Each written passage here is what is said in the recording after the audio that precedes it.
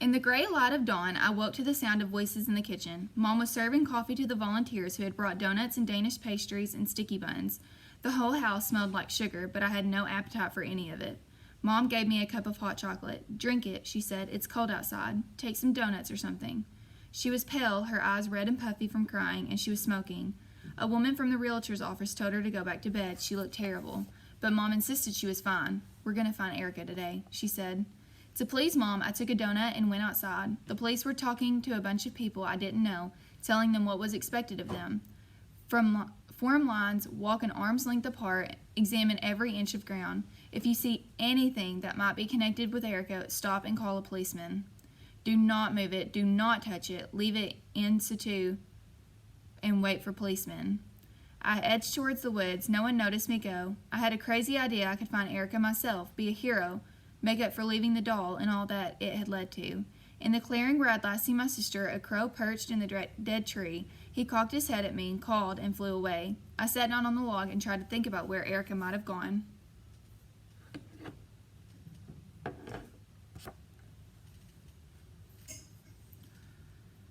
I sat there for a while, but no ideas came to me. I stood up and called her again and again until my voice was hoarse and raspy as a crow's. Her name rang in the air, bounced from tree to tree, echoed back to me, but she didn't answer.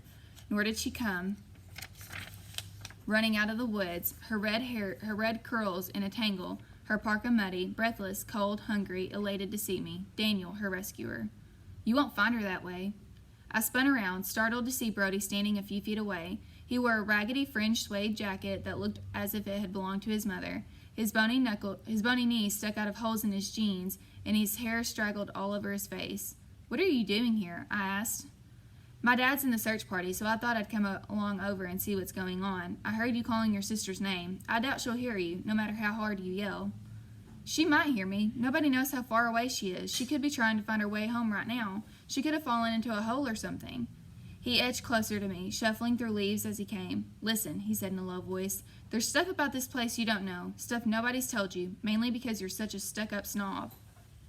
I stared at him suspiciously. His nose was running, and his eyes had a moist, pink look. If I was such a stuck-up snob, what did he want with me? Why was he here? What kind of stuff? I found myself lowering my voice to. He shrugged and took a quick look around. His eyes lingered on the dead tree. "You know what happened to Celine Estes, right?"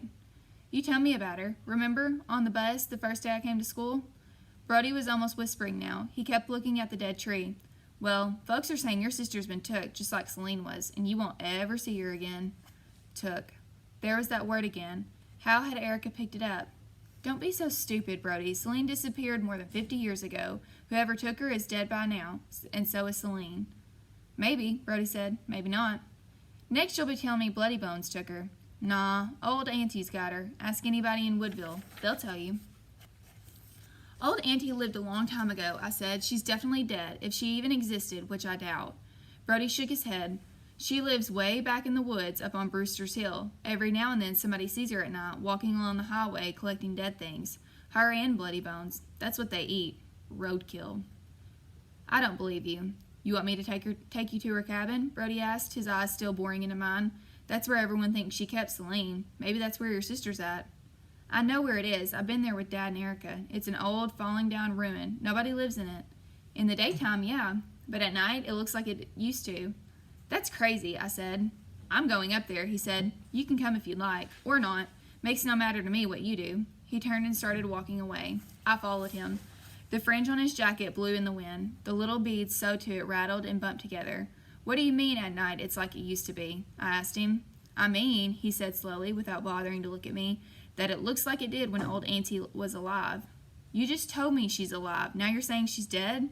"No. What I'm saying is old Auntie's a haunt come back from her grave." I grabbed Brody's arm and made him stop and look at me. "Do you expect me to believe that?" He shrugged. "Believe what you like." He turned his back again, but I wasn't through with him. "This is what I think," I said. "You're dragging me up here to play some kind of trick on me, which is really awful because my sister is missing and the whole town is looking for her, and you're taking advantage of that to get to me to go with you. I bet your friends are already up there, getting ready to scare me or something. What kind of kid are you?" Brody backed away from me. "I'm not up to anything. I want to help you find your sister, that's all." We'd reached the steep part of the trail. The trees had thinned out, and the wind was blowing hard enough to knock me over the edge of the hill. Ghosts, monsters, places that are ruins in the daytime, but not after dark, I said. It's all stupid lies, fairy tales. I'm going back to the house. Maybe they found my sister. We're almost there, Brody said. At least take a look. I hesitated, stuck between climbing downhill and climbing uphill. I'd come this far, why not go a little farther? What if Erica really was there?